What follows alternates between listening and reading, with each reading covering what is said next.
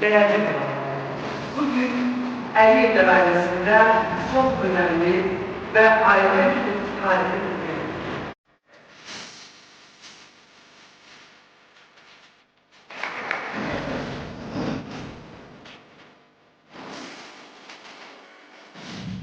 Çiçek takıp yana, ellerim xoşbaxt ola, qurbanım göz yaşına, deyiləm öz başına. Mən çox danışıram ki, gəlim sənin xoşuna. Buradan sizin qapıya tək elçilərim düzülər, qoya.